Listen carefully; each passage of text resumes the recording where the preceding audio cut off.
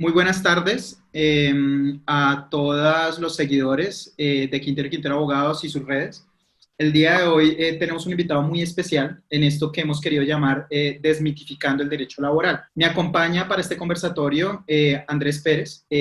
Andrés es abogado de la Universidad Externa de Colombia, especialista en Derecho Laboral de la Universidad Externa de Colombia, magíster en Derecho Laboral y Seguridad Social de la Universidad Javeriana y es socio fundador de PIF Abogados y asociado de Quintero y Quintero Abogados. Bienvenido, Andrés, a este pequeño conversatorio, donde pues tú ya sabes lo que estamos haciendo y es tratando de llevar ese conocimiento a todo tipo de personas, sea el estudiante básico, sea el profesional o sea simplemente la persona a la que le gusta el derecho laboral. Entonces, bienvenido y muchas gracias por darnos tu tiempo este fin de semana. Muchas gracias, Luis Alejandro, por invitarme. ¿Cómo estás? Bien, muchísimas gracias. Entonces, ¿qué hicimos?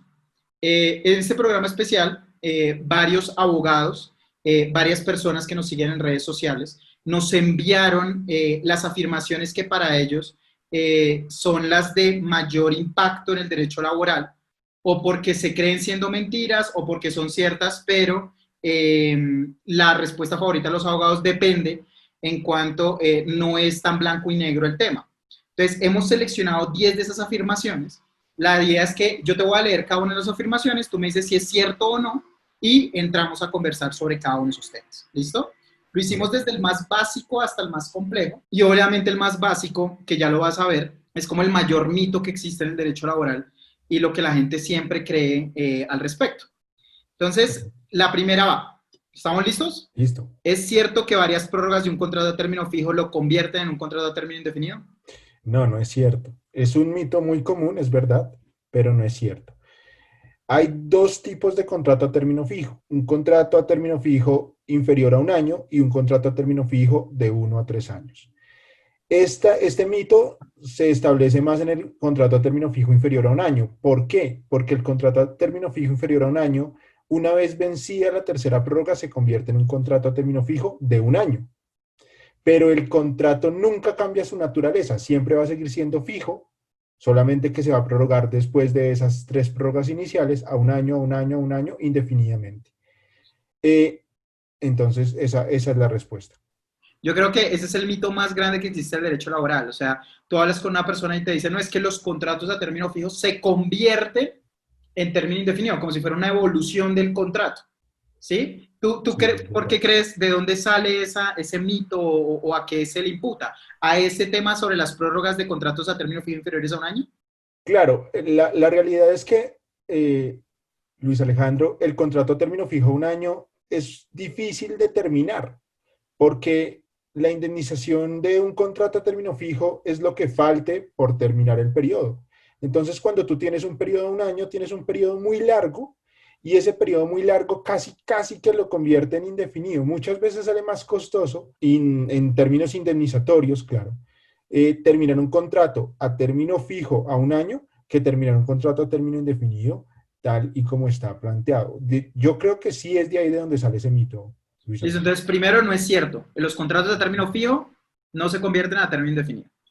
La segunda es, y esta es muy común, esta nos lo mandan personas que no son abogados, pero que tienen contratada una empleada de servicio. Entonces, no debo afiliar a mi empleada de servicio a Seguridad Social para que no pierda su cotización al CISBEN. La respuesta es no es cierto.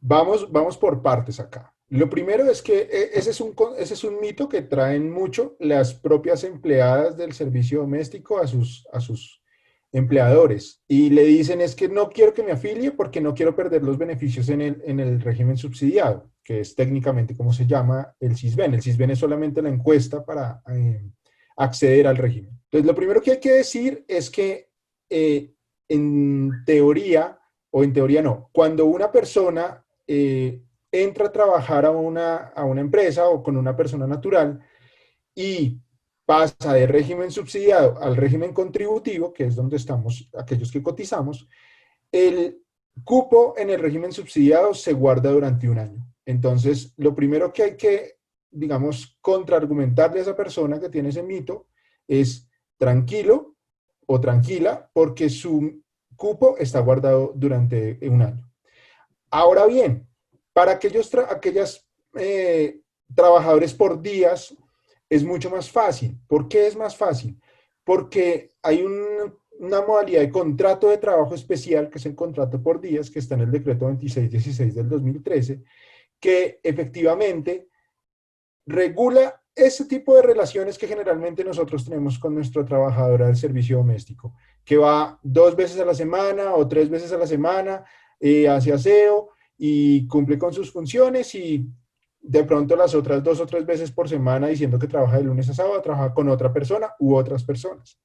Entonces, ¿qué pasa? Ese contrato me permite cotizarle a ella a pensión, que es el mayor problema que tenemos a largo plazo con este tipo de personas, a riesgos laborales para que, pues, si sufre un accidente en mi casa, se tome como accidente de trabajo, y a caja de compensación para que reciba todo lo de descanso y subsidios cuando, pues, se termine el contrato y demás. Y una condición de este tipo de contrato es que la persona siga afiliada al régimen subsidiado. Entonces es como el punto medio perfecto de que la empleada del servicio doméstico no pierda su afiliación en el régimen subsidiado, porque debe seguirla teniendo, pero al mismo tiempo cotice al resto proporcionalmente al resto de ítems del sistema de seguridad social. Entonces la respuesta es no es cierto. No es cierto. Perfecto. Además que ese problema se da mucho. Es la empleada de servicio la que llega y dice no me afilie. Siempre. Y tenemos que recordarle a los usuarios y a los seguidores que en materia laboral los derechos laborales son irrenunciables. Entonces no me sirve después frente a una demanda que yo simplemente diga, no, es que ella no quiso que la afiliara. O sea, ella me puede seguir demandando, así desde el inicio ella haya sido la que me hubiera solicitado que no estuviera afiliada al régimen de salud.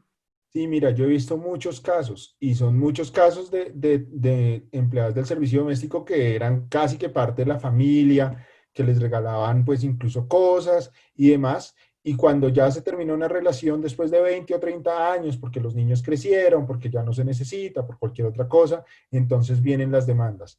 Y realmente ahí sí se aplica el principio de que la ignorancia de la ley no sirve de excusa. Es un derecho cierto, como tú dices, y entonces pues tienes que pagar, sobre todo los aportes a pensión, es lo que termina saliendo mucho más oneroso dentro de todo lo que te puede solicitar una empleada del servicio doméstico en un proceso laboral. Perfecto. La tercera es cierto que a diferencia de los otros ámbitos o las otras áreas del derecho, el derecho laboral es desigual. Sí es cierto, pero tiene matices. Entonces, lo que pasa con el derecho laboral es que tiene un carácter protector, porque mientras en las demás áreas del derecho, en teoría, hay una igualdad contractual, es decir, cuando tú firmas un contrato comercial, en principio, un contrato civil, estás firmando entre iguales, estás realmente teniendo unas condiciones similares. En el derecho laboral se parte de un desequilibrio natural que existe entre el dueño del capital, guión empleador, y el dueño de la fuerza de trabajo, guión trabajador. Entonces, la norma entra a proteger al trabajador que está subordinado, porque realmente ese es el punto de partida de nosotros dentro del derecho laboral, la subordinación, para que el empleador no abuse de esa subordinación y lo obligue o lo obligara a renunciar a ciertas cosas. Imagínate tú que te pudieran decir como, no, mira, si no me firmas esto y no renuncias a tu cesantía, pues te quedas sin trabajo, o a tus primas. Entonces, pues obviamente ahí es donde entra la norma a proteger y a decir, venga, eso no se puede hacer, yo protejo la parte, yo como ordenamiento o el ordenamiento jurídico laboral protege la parte débil del contrato y pues ya está. Esa es como la desigualdad, pero es más como protector. Realmente si tú cumples con tus obligaciones, pues no vas a ver esa desigualdad de ningún lado. Entonces, la pregunta es sí, pero pues con matices, haciendo las aclaraciones que tú estás haciendo. Listo, perfecto. Sigue algo que es de gran debate y me pareció muy interesante la pregunta que nos suben los diferentes seguidores, Buenísimo. porque encontramos que existe una tendencia de ambos lados, ¿sí? Y la pregunta, la afirmación y el mito es el siguiente.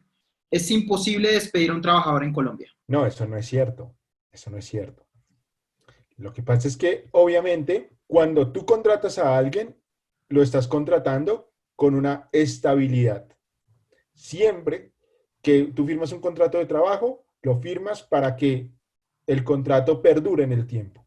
Entonces, cuando una de las partes, generalmente el empleador, quiere romper esa estabilidad, ¿cierto? Entonces debe reparar ese daño. Y esa reparación del daño se produce a través de la indemnización por despido sin justa causa, que es efectivamente la forma en que el ordenamiento dice, ok, tú lo puedes despedir, no hay ningún problema, pero págale los perjuicios derivados de ese despido que el trabajador no está haciendo méritos para ser despedidos. Entonces, incluso tú puedes despedir a un trabajador porque te cae mal. Es decir, en algún momento se rompió la relación y ya no soportas trabajar con él. Lo que pasa es que tienes que cumplir la carga de indemnizar. ¿Y qué Ahora nos puedes bien, decir, y qué nos puedes decir frente a las justas causas? Que es ah, o sea, a ver, ¿qué sucede? Este fue un mito que acumulamos en esa afirmación, pero la participación que han hecho a través de redes sociales es tanto las de los empleadores que dicen, mire, yo puedo descubrir al tipo haciendo, incumpliendo el reglamento de trabajo, insistiendo en un hecho delictivo, y tengo igual que hacerle todos unos descargos, un debido proceso de acuerdo a esa sentencia de la Corte Constitucional que estableció el debido proceso, el proceso sancionatorio laboral. Entonces, hace casi imposible que yo pueda despedirlo. Además que viene el tema de autorizaciones del Ministerio de Trabajo, trabajadores aforados, etcétera. Pero por el otro lado está la posición de lo que tú estás diciendo, ¿no? Pues es que desde que haya plata, yo puedo despedir a cualquier trabajador. Entonces, nos encontramos bajo diferentes circunstancias. Y que prefiero que para las personas que nos están viendo las puedas aclarar. O sea, está, por un lado, el despido sin justa causa, que es el que acabas de nombrar. Después está el despido con justa causa cuando se incumple una obligación o un deber que tiene el trabajador. Y hablemos también al final, porque como tú decías en una respuesta anterior, creo que estas son de esas respuestas que tienen matices, del trabajador aforado. ¿Sí? Entonces, hablemos de esas tres distinciones, que es lo que permite que existan tantos extremos frente a un hecho que al parecer puede ser muy conciliador, pero que genera varias perspectivas. muy bien. Si me permites, voy a meter una cuarta y vamos a ir en nivel de dificultad. Entonces, lo más fácil es despedir sin justa causa e indemnizar y ya está. No tienes ninguna Y limitación. trabajador que no es aforado, no tiene Trabajador ningún que no tipo es de fuerza. aforado, trabajador que aforado, entonces entiéndase que no está enfermo, que la mujer no está embarazada, eh, que no está prepensionado o que no está siendo víctima de acoso laboral. Esos son los tipos de fuero que hay en Colombia. Entonces, trabajador que no es aforado, trabajador que, digamos, no tienes una justificación de su desempeño para despedirlo, simplemente lo quieres despedir. Entonces, lo puedes hacer pagando la indemnización. Las indemnizaciones varían dependiendo del tipo de contrato. Ya dijimos en una respuesta anterior que en el contrato a término fijo es el tiempo que le falte para completar el periodo que se está transitando dentro del contrato. Y en el contrato a término indefinido, pues hay tablas indemnizatorias que varían en proporción al salario y al tiempo que el trabajador lleva prestando el servicio. Eh, Ahora, hay una segunda categoría que también, digamos que se caracteriza y son las causas legales del despido, que no son causas, no son justas causas porque no son conductas del empleado, del trabajador, perdón, sino que son cuestiones objetivas que están derivadas de circunstancias objetivas o del tipo de contrato. Entonces, por ejemplo, el vencimiento del plazo pactado en el término fijo es una causa legal de despido, de terminación de contrato más bien, porque ahí el mismo tipo de contrato que es fijo, que está sometido a un tiempo, pues cuando se vence ese tiempo, el empleador puede hacer uso de esa facultad de despedir. Por ejemplo, la terminación de la obra en un contrato de obra. Por ejemplo, la muerte del empleador cuando el empleador es una persona natural. Son causas objetivas y son causas que están taxativamente en la ley, que están en el artículo 61 del Código Sustantivo del Trabajo.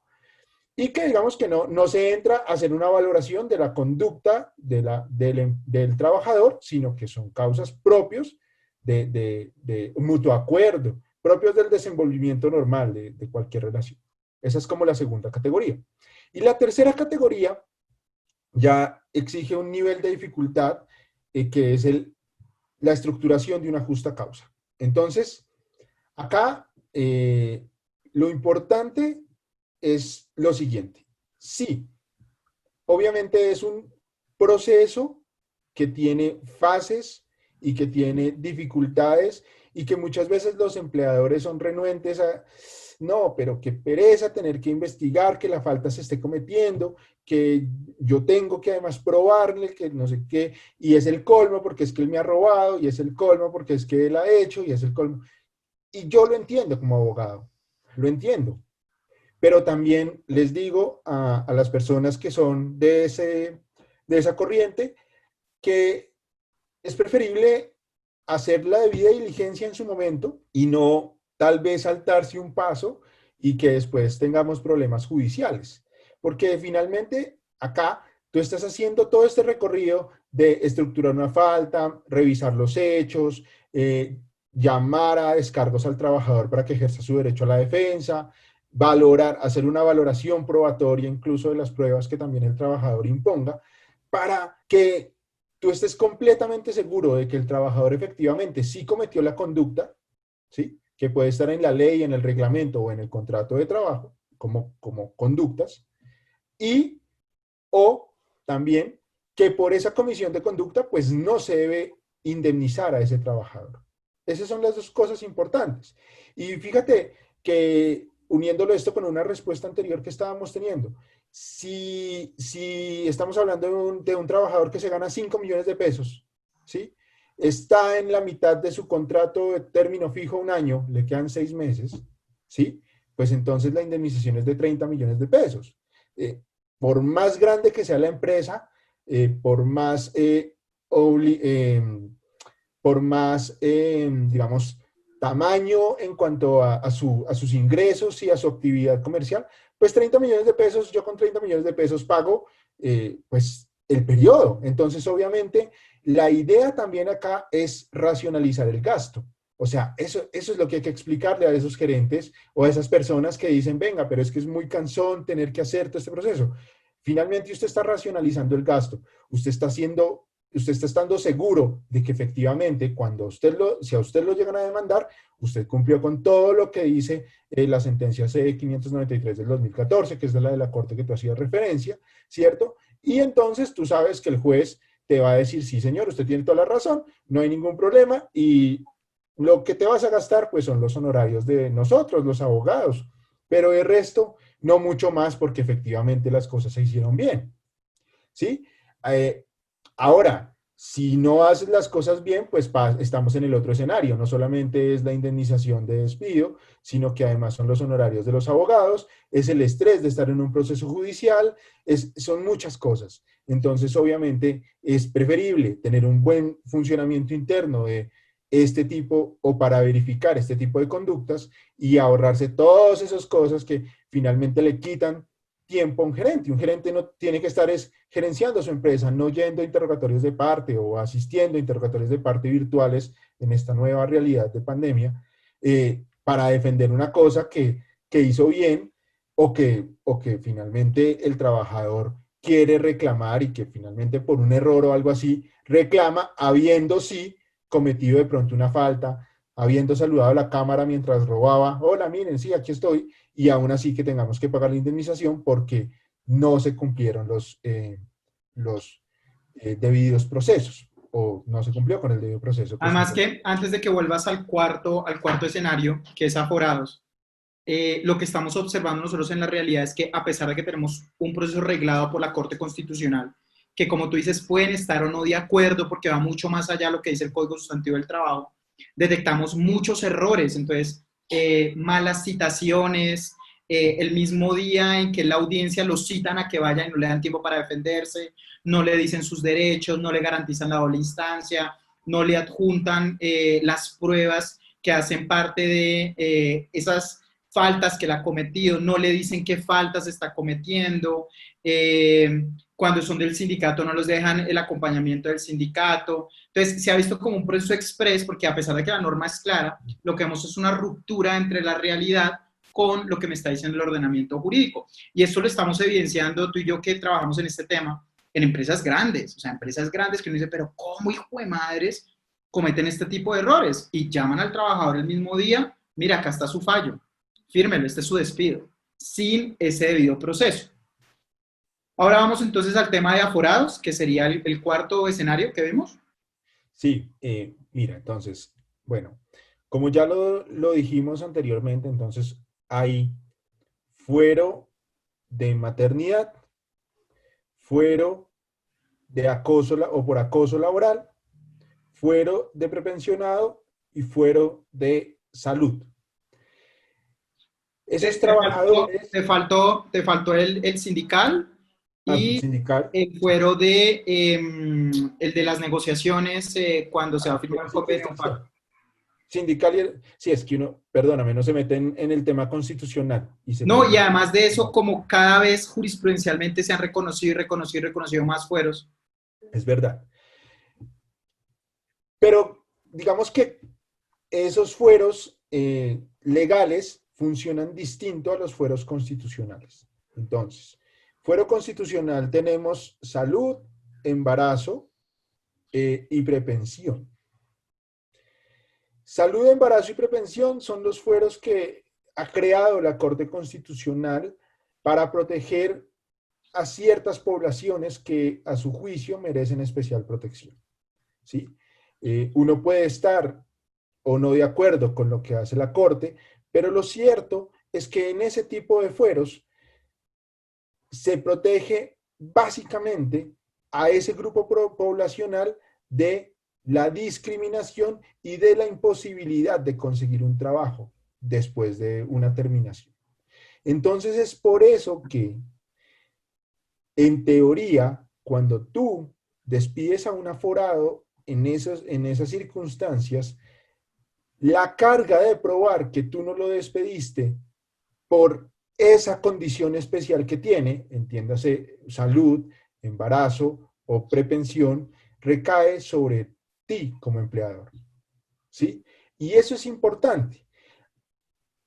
Desafortunadamente, esto es un tema que ni siquiera tienen claro los mismos jueces de tutela. Muchas veces hacen un ejercicio de, no, ya, está enfermo, entonces ya, no vamos a mirar nada más, simplemente consecuencia jurídica de esos fueros constitucionales, reintegro. ¿Sí? Y, y, y el ejercicio juicioso de ver por qué lo estoy despidiendo y de soportar por qué lo estoy despidiendo, pues tiene que hacerlo el empleador. ¿Sí? Y los jueces también, y aquí hacemos un llamado a los diferentes jueces que se encargan de fallar este tipo de casos. Miren caso por caso, miren por qué se está terminando el contrato. ¿Sí? Porque en la práctica, ¿qué pasa? Como esto es tan automático, entonces uno dice, nos llama un cliente a nosotros y nos dice, doctor, mire, sí, lo encontré robando, pero pues tiene recomendaciones médicas desde hace 4 años, la verdad no viene a hacer nada, ¿qué podemos hacer? Y uno dice, pues, ¿qué te digo? No mucho, ¿sí? Y no mucho porque cuando un aforado de estas tres categorías comete una falta que se puede considerar como una justa causa para despedir, tiene que el empleador agotar el requisito previo de la autorización al Ministerio de Trabajo para despedirlo.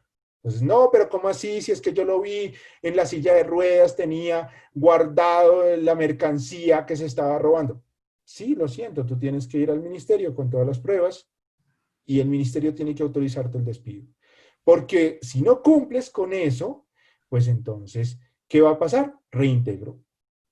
Y créanme, a todos los que nos están viendo, nos van a ver, no hay nada peor en una empresa que un trabajador reintegrado. O sea, perdónenme, Entonces, la respuesta a esa pregunta, ¿es imposible despedir a un trabajador en Colombia? Sería depende.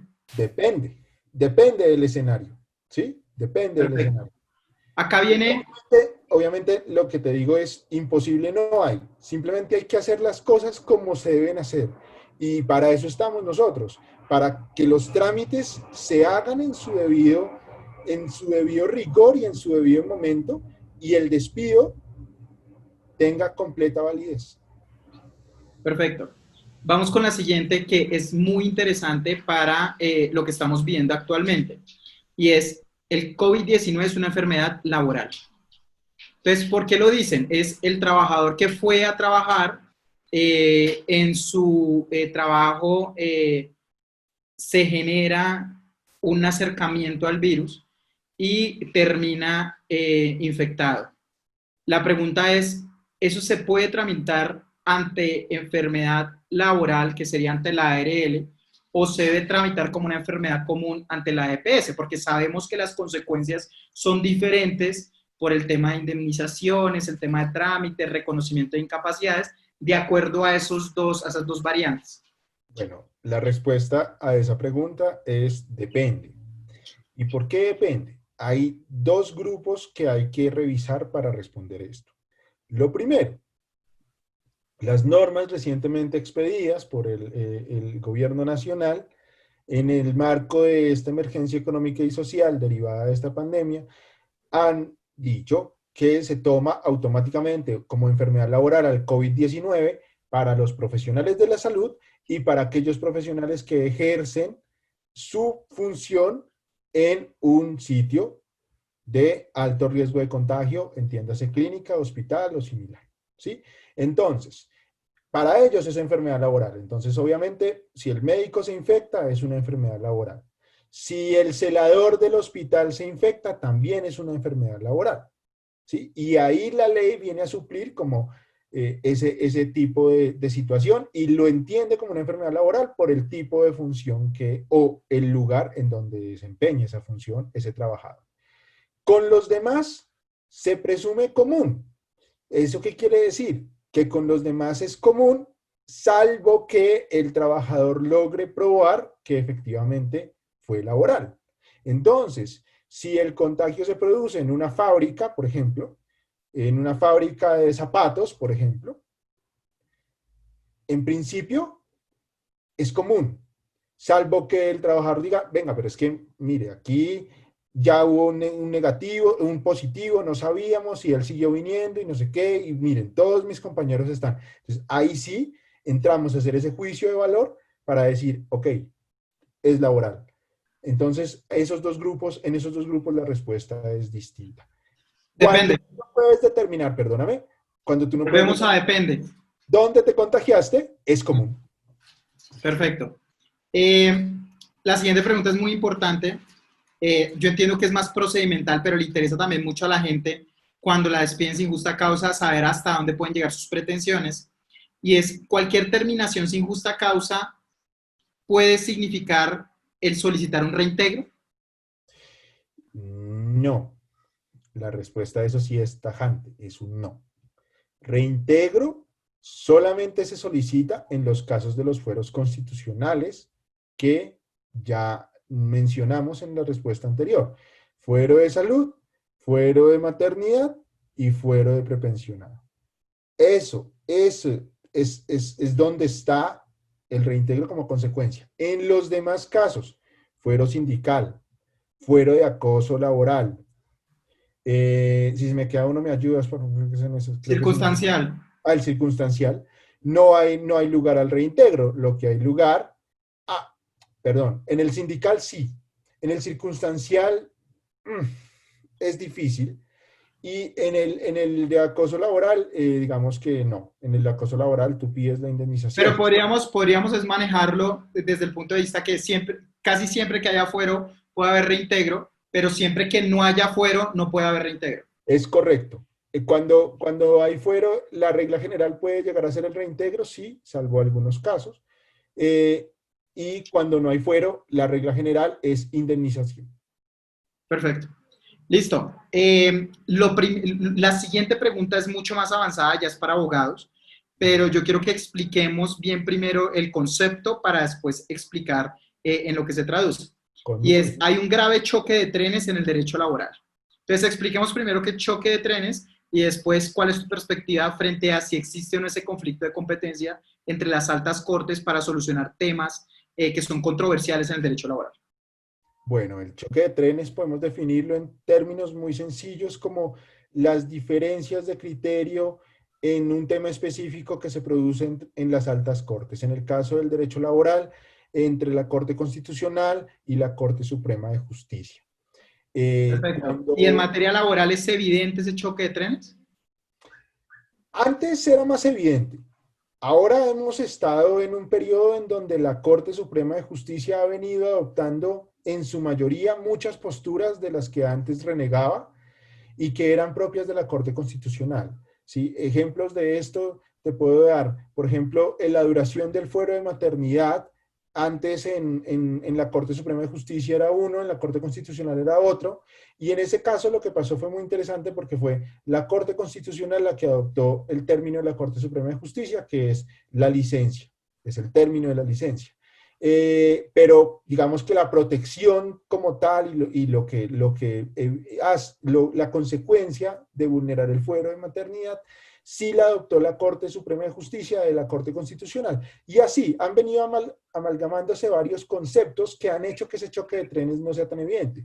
Aún persisten algunos temas, por ejemplo, en relación con el fuero de salud, persiste un tema y es que para la Corte Constitucional, y esta es la recomendación que hacemos para que se curen en salud, siempre cuando haya una justa causa, vayan al Ministerio de Trabajo, pidan la autorización. Para la Corte Suprema de Justicia, no. Para la Corte Suprema de Justicia, no, porque para la Corte Suprema de Justicia el Ministerio pierde esa competencia, ¿sí?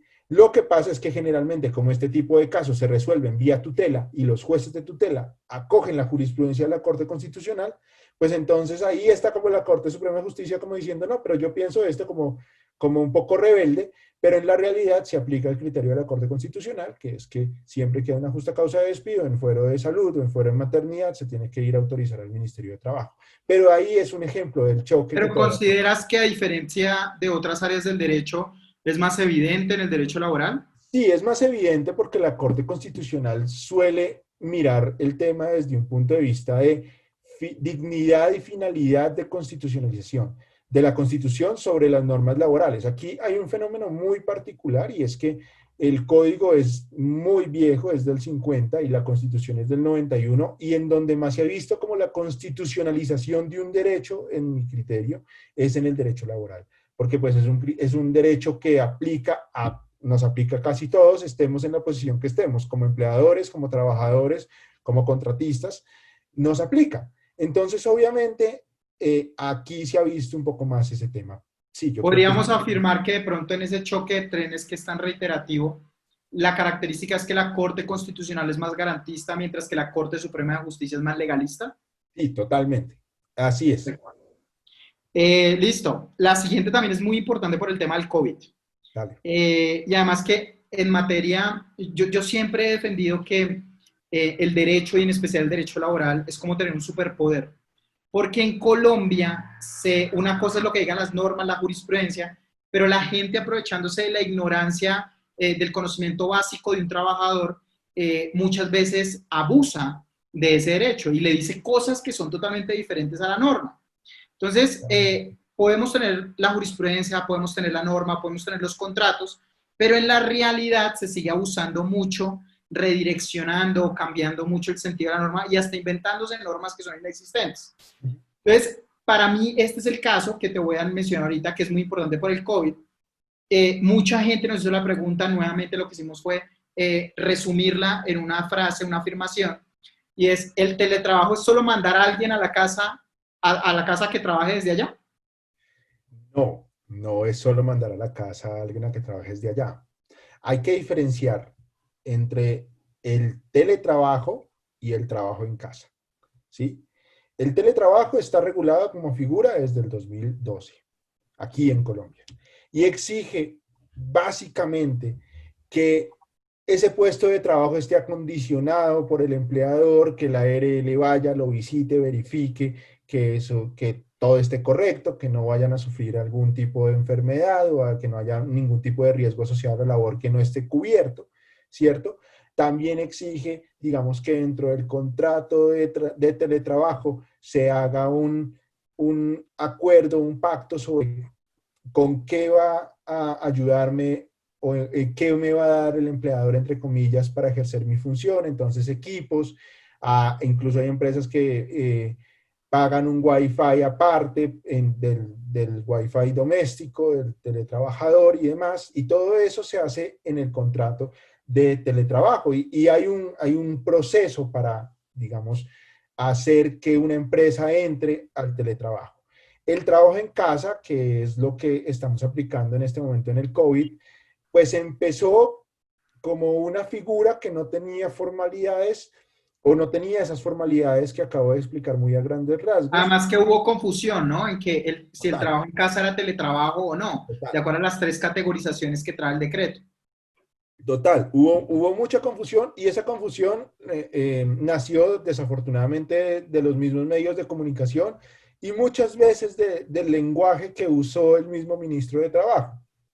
Pero el trabajo en casa empezó siendo un trabajo como, así como tú lo decías o como lo dice la pregunta, sin mayor formalidad, simplemente mandemos a la gente a trabajar en la casa mientras pasa esto, ¿sí? No tenemos la formalidad del teletrabajo, entonces pues no hay ningún problema.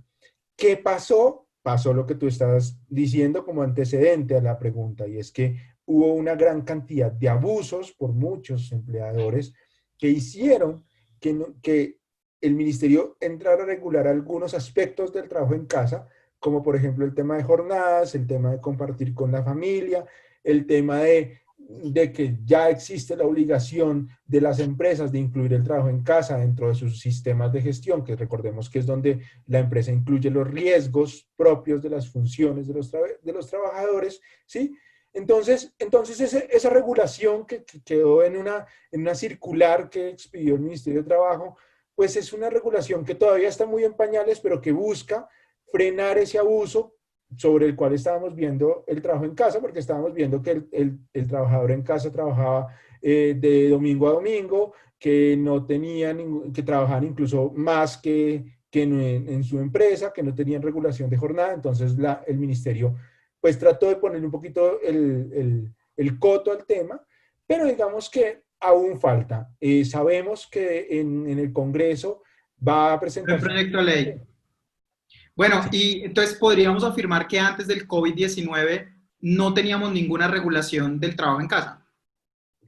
No, es que ni siquiera existía como figura, porque si bien dentro del teletrabajo se incluía ese evento de trabajar en casa, pues lo que pasaba era que por las formalidades que expliqué muy someramente al principio, pues simplemente yo tenía que estar consciente de que el lugar que me asignaban o el lugar en donde yo decía que yo iba a trabajar era el único lugar donde podía trabajar con los equipos que me asignaran o con la ayuda que pactáramos económicamente por uso de redes y demás.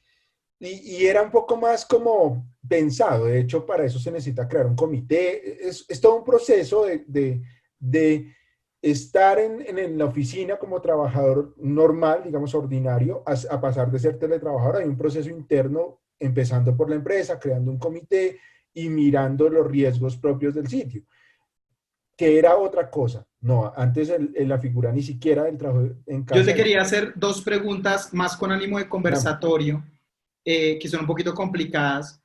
La primera, ¿tú qué opinas de darle entonces al trabajo en casa la misma regulación del teletrabajo? O sea, me parece que como ya es algo regulado, tenemos una ley, un decreto, ¿por qué no hacer la misma regulación y no ponernos a hacer trámites ante el Congreso de la República y nada? Sabemos que en esencia es lo mismo, ¿por qué no hacerlo? Sería mi primera. Y segundo, que le expliques mucho más a las personas que nos están escuchando si en esa circular se estableció algún tipo de derogación a favor del trabajador que trabaja desde su casa. Pues, ¿por qué?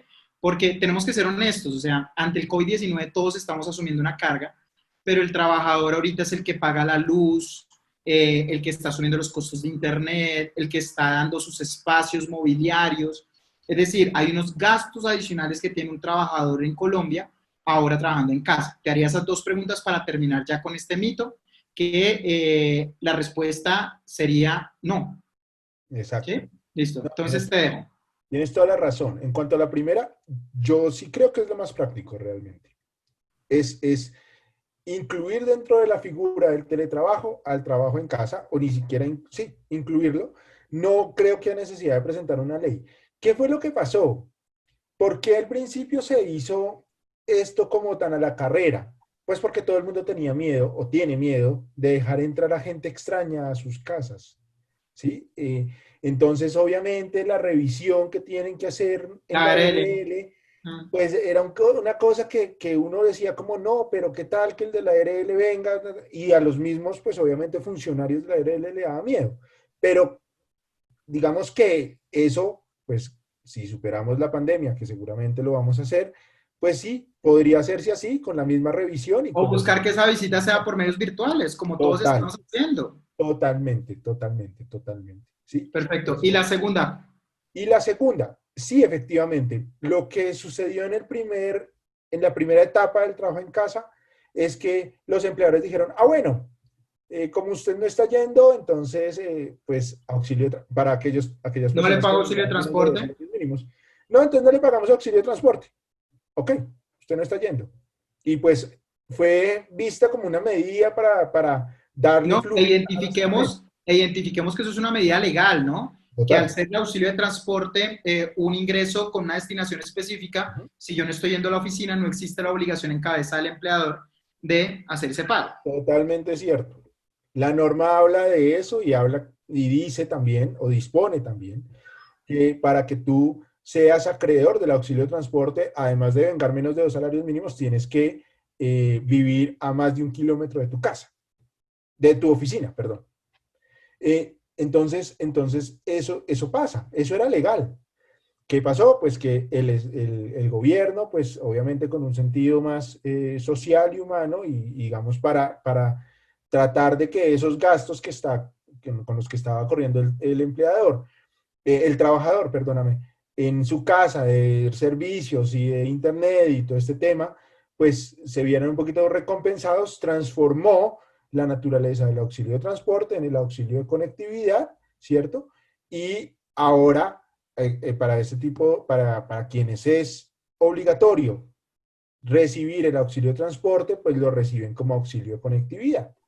¿Cuál Eso es el valor de ese auxilio de conectividad para que todos lo sepan? es el mismo del auxilio de transporte que me cogiste en... No, tranquilo, ya con eso tenemos. La idea no es rajarte, Andrés, tranquilo. No, Eh, me puse nervioso y todo, te cuento, ¿no? Listo, la penúltima, ya vamos a acabar. Sí, claro, Llegar claro. al trabajo en estado de alicoramiento es una causal de despido inmediato.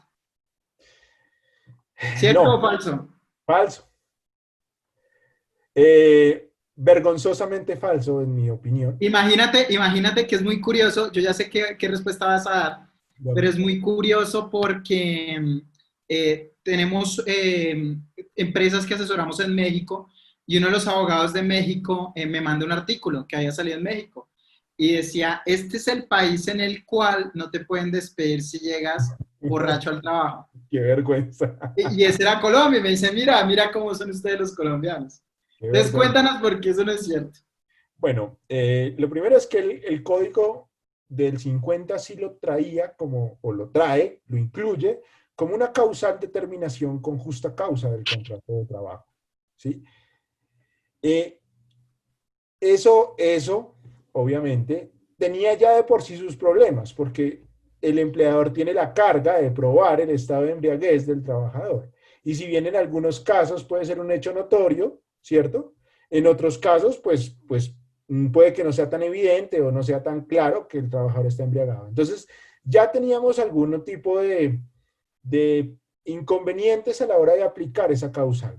Pero la Corte Constitucional y con una visión absolutamente garantista, que un poco de lo que estábamos hablando hace unas preguntas, dijo, no, ok, pero es que además de eso, ¿cierto? Se tiene que verificar que ese estado de embriaguez realmente retribuya negativamente o contribuya negativamente al ejercicio de la labor que el trabajador está desempeñando. ¿Eso qué quiere decir? Que si, por ejemplo, tú y yo, que somos abogados, nos sentimos mejor redactando, que no pasa, obviamente esto es un ejemplo, nos sentimos, Totalmente un ejemplo, un ejemplo, no es nos- cierto. no, nunca pasa. Nos sentimos mejor redactando una demanda, tomándonos unas cervezas, pues no pasa nada, porque No no afecta a la labor. contribuye negativamente a la labor, ¿sí? Por el contrario, obviamente, si estamos hablando de un conductor, pues obviamente sí contribuye, o un vigilante, pues ahí sí. Pero ahí se vuelve más complicado porque hay unas zonas grises, como el de nosotros, por ejemplo, o los publicistas a veces, u otros gremios, que muchas veces al contrario, acuden porque recordemos que no es solamente el estado de embriaguez, ahí también se incluye el estado de sustancias Sustancias alucinógenas. alucinógenos. Entonces, es muy complicado porque hay que probar que efectivamente disminuye las aptitudes para ejercer la labor que se ejerce y pues ahí entramos en una zona gris muy fuerte. Pero quiero ir más allá de tu pregunta porque sé más o menos de qué se trata el tema. Ujú. Y es, ¿qué pasa si logramos probarlo? O sea, digamos que logramos probar que esa persona sí se va afectada en su labor diaria por ese estado de alicoramiento o bajo alucinógenos. ¿En ese momento sí podemos despedirlo? Sí, en ese momento lo podemos despedir. Lo que pasa es que lo difícil es conseguir esa prueba, realmente. Ok, pero ¿qué me tienes que decir frente a esa decisión de la Corte Constitucional que establecía de la obligación de los tratamientos porque lo veía como una enfermedad? Ok. Es Es que, que recordemos que hay una decisión de la Corte donde ve esas circunstancias como una enfermedad y de una forma u otra redirige el fuero de incapacidad hacia esas personas que tienen ese tipo de conductas e ingieren ese tipo de sustancias. ok, es que, de hecho, esa decisión de la Corte es basada en una ley, creo que salió hace como, no sé, como 3 años tal vez, que trata el alcoholismo y la drogadicción como enfermedades, y pues con base en eso, la Corte dice, no, mire, pues es una enfermedad, el empleador tiene la carga de tratar de buscar el tratamiento para ese trabajador y demás. Eso lo complica todo, porque si nosotros hablamos del alcoholismo y la drogadicción como enfermedades, pues tenemos un aforado por salud, ¿sí? Y de hecho, yo conozco casos en donde las personas que consumen regularmente algún tipo de sustancias alucinógenas tienen un certificado médico que dice, mire, esto es una enfermedad y pues son aforados. Y no hay nada que hacer. No hay nada que hacer en el Por sentido eso, de pero que entonces la sí, respuesta sería no, pero podríamos instrumentalizarla en tres diferentes etapas. es correcto. Primero, verifico que la persona no lo afecte en sus labores diarias. Si sí lo afecta, tengo que ver que no se configure como una enfermedad. Y si esa persona, que es lo que dice la Corte, se niega al tratamiento, ahí es el momento sí puedo despedir. Es correcto. Es correcto. Perfecto. Entonces, nos vamos al último, que Dale. es de mucho interés. Obviamente, volvemos al mismo tema que por ser un tema más complejo, me gustaría que explicaras primero de qué se trata y ahí sí damos respuesta a la pregunta. Tú mandas. El fuero de prepensionado es solo para el sector público. Bueno. Entonces, la respuesta es no, pero voy a empezar explicando de qué se trata como tú me pediste. El fuero prepensionado aplica para aquellas personas que cumplen dos condiciones. Primero, les faltan menos de 3 años para pensionarse, esa es la primera condición. Y la segunda condición es que si están recordemos que en pensiones en Colombia hay dos regímenes grandes, ahorro individual con solidaridad y prima media con prestación definida. Son los dos. En el régimen de prima media, la llegada a la pensión se mide en semanas. Entonces, y edad. Si tú cumples las semanas necesarias para pensionarse, que en Colombia son 1.300, y cumples la edad, que son 62 años hombres, 57 años mujeres, entonces estás pensionado por ese régimen. El prepensionado en este régimen implica que le falten menos de 3 años para pensionarse, que ya lo dije, y que además no haya cumplido las semanas mínimas para llegar a su pensión. ¿De acuerdo? ¿Eso qué quiere decir? Que si yo soy un hombre de 60 años, ¿cierto? Pero tengo he trabajado desde muy joven y tengo 1.500 semanas, no tengo fuero. No lo tengo en este régimen, ¿de acuerdo? Eso es una cosa importante. Ahora, en el otro régimen, que es el régimen de ahorro individual con solidaridad, hay dos formas de pensionarse. La primera es acumulando el capital necesario para pensionarse, que es igual al 110% del salario mínimo legal mensual vigente, ¿cierto? Y la segunda es que yo tenga 1.150 semanas.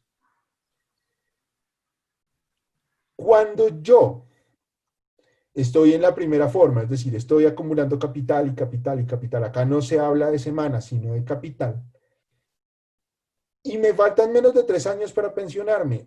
Y en esos 3 años, la idea es que si yo trabajo esos 3 años como prepensionado, reúna el capital necesario para pensionarme, entonces tengo fuero. Pero si ya tengo más del capital que necesito para pensionarme, entonces no tengo fuero. ¿De O acuerdo? sea, la idea de este fuero es proteger al trabajador que está a punto de pensionarse para que pueda más o menos como reemplazar el ingreso, pasar de un salario a pasar a su pensión. Trabajador que está a punto de pensionarse y además a punto de cumplir los requisitos de su régimen pensional. Que ¿Sí? no pierda como esa historia y que pueda poner en riesgo la Exacto, adquisición de la pensión. exacto, Entonces, exacto. ¿y es solo para el sector público lo que nos preguntan? No, no, es para el sector, empezó en el sector público, pero la Corte Constitucional extendió los efectos en el sector privado.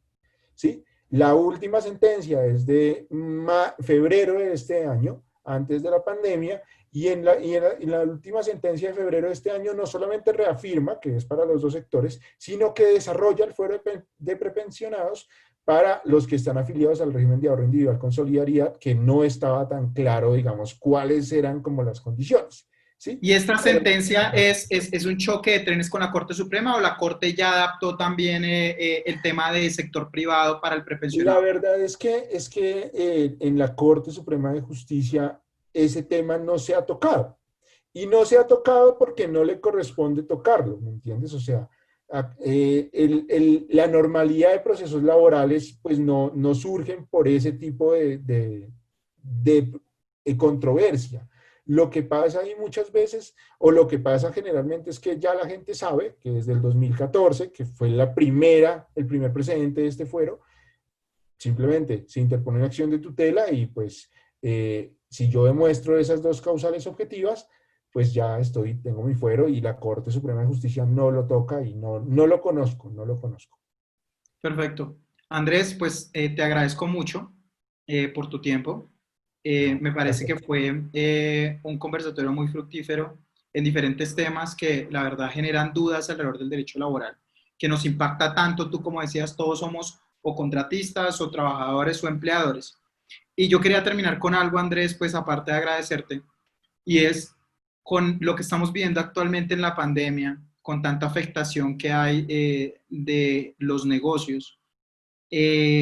¿Qué mensaje podrías darle tú como experto laboral, tanto a empleadores como a empleados, frente a los retos que se presentarán con el derecho laboral? Bueno, primero que todo, obviamente agradecerte este espacio. Realmente espero haber respondido las preguntas como estaba previsto y que la gente quede contenta con las respuestas que surgen de este conversatorio.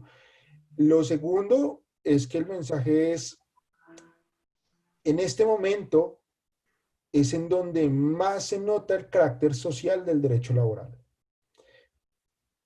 Tanto para que los trabajadores entiendan, ¿de acuerdo? Que las empresas están pasando por un periodo de crisis y que lo más importante es preservar los puestos de trabajo, como para que los empresarios entiendan que esto no es, o este no es el escenario para aprovecharse de sus trabajadores y para dejar de cumplir obligaciones o abusar de su facultad de subordinación para hacer que el trabajador ejerza sus funciones de manera, eh, digamos que, mucho más compleja o mucho más larga que normalmente. Yo creo que en este momento mi mensaje es: siéntense, hablen, empleadores, sean honestos con su gente, díganle cómo está la empresa, sean muy sinceros en ese sentido. Trabajadores, sean conscientes de que evidentemente no estamos en el mejor momento económico posible. Sean conscientes de que en este momento lo más importante es que la mayoría de puestos de trabajo se preserven y que para eso tengo que hacer algunas concesiones desde mi punto de vista individual. Traten de que eso sea concertado y acordado. Las cifras de desempleo en este país son terribles y la idea es que trabajemos en equipo para preservar los puestos de trabajo. Andrés, muchísimas gracias.